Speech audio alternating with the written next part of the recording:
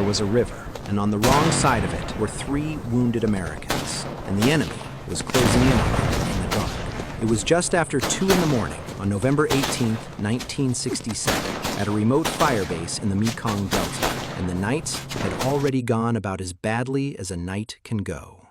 An entire enemy battalion, something like 1,500 men, had come screaming out of the darkness against 42 American artillerymen, and the only reason the base hadn't already been overrun was the river running between them.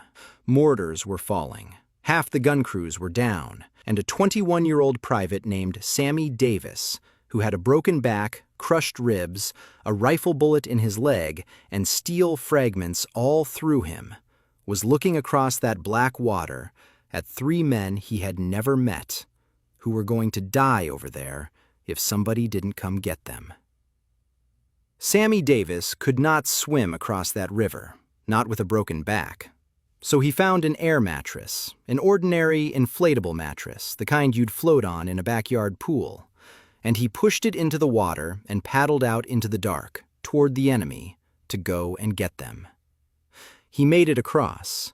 He stood up on the far bank in the middle of the gunfire and fired into the brush to push the enemy back. He gave the 3 men morphine, and one by one, with the help of another GI, he brought all 3 of them back across that river to safety, hauling them through the water on the mattress while the battle raged around him.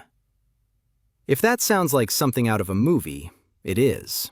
27 years later, a film crew would take the real footage of this man receiving the Medal of Honor, drop the face of a famous actor over his, and put it on movie screens all over the world.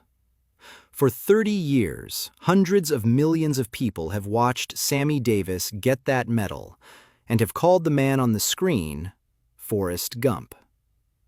This is the real one, and this is what he actually did. Sammy Lee Davis was born on November 1, 1946 in Dayton, Ohio, and raised in French Camp, California, into a family that had sent its men to every American war it ever got the chance to. His grandfather fought in the Spanish-American War. His father was an artilleryman in World War II. His brothers served in Korea and in Vietnam. Service wasn't a question in the Davis house.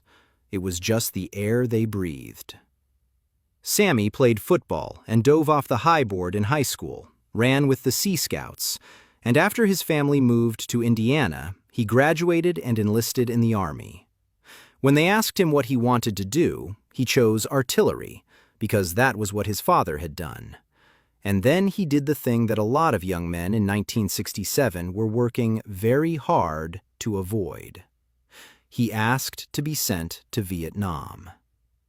In March of 1967, he got his wish and was assigned to Battery C of the 2nd Battalion, 4th Artillery in the 9th Infantry Division. And on November 18th, his battery, 11 guns and 42 men, was lifted by helicopter into an area west of a place called Kai Lay to throw up a forward fire support base, christened Firebase Cudgel, to support the infantry working the surrounding country. His crew worked a 105mm howitzer. The rounds they fed it were called beehive shells, and each one was packed with around 18,000 tiny steel darts, a shotgun blast the size of a cannon, designed to be fired straight into massed troops in the open. They would need every one of those darts before the night was over. Just after 2 in the morning, the wrong sound woke them up. It was the sound of mortars, and Davis's unit didn't have mortars. The base was under attack. And almost the instant the men understood that, an estimated 1,500 enemy soldiers came pouring out of the dark in a massed ground assault, driving in so hard and so fast that they reached within 25 meters of the American guns. Only the river on one flank kept them from rolling straight over the position. Davis grabbed a machine gun and laid down fire to cover his gun crew while they tried to get the howitzer working. And that was when a recoilless rifle round struck the powder charges stacked beside the gun. The explosion tore through the entire crew, wounded every man on it, and blew Sammy Davis backward into a foxhole with a broken back. He should have stayed down. He was ordered to stay down. The gun was on fire. Sammy Davis got up. He dragged himself to the burning howitzer, and alone, he rammed a shell into it, aimed it at the enemy coming through the dark, and fired. The gun hadn't been anchored, and the recoil hurled him flat on the ground. He got up and went back to it. As he reached to reload, an enemy mortar round went off 20 meters away and wounded him again. He kept loading.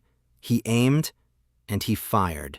And the recoil knocked him down again, and he got up again.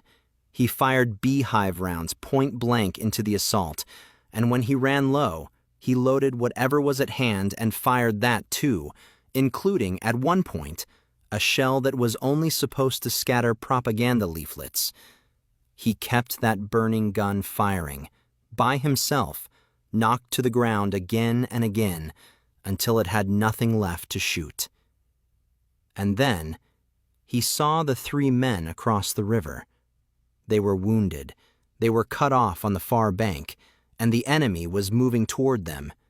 There was no boat. There was no time. There was a deep river, and Sammy Davis, with a broken back, who could not swim it. So he grabbed the air mattress, and he went. He paddled across the open water in the dark, exposed to enemy fire the whole way, and when he reached the far side, he stood upright in the middle of it all and fired into the dense vegetation to hold the enemy off the wounded men. He gave them morphine. Another soldier helped him move the most badly hurt man across, and then Davis pulled the other 2 through the water himself, one at a time, on that mattress, back to the firebase. When it was done, he refused medical attention for his own wounds, found another howitzer crew that was still in the fight, and went back to firing on the enemy until, after about 2 hours of this, the attackers finally broke contact and disappeared back into the dark. By the time the sun came up, 7 Americans were dead and nearly 100 were wounded. Half of the 44 artillerymen on that firebase, Sammy Davis among them, were casualties. The enemy had carried off most of their own dead, but American commanders estimated they'd lost at least 150 men trying to take the base. They hadn't taken it. Davis was carried off with a broken back, crushed ribs, a bullet in his leg, and his body full of steel. And while he was lying in the hospital, he heard that the Army was going to send him home, so he petitioned General Westmoreland himself for permission to stay with his unit. It was granted, but he was so badly hurt that they couldn't put him back on the line, so the man who had just done all of that spent the rest of his tour as a cook.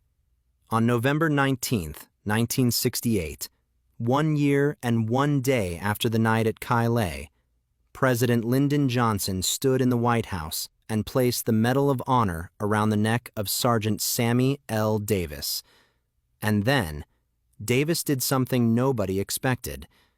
He took out a harmonica, and in front of the President of the United States, he played O Shenandoah for the men he'd served with, the ones who hadn't come home to hear a band play anything.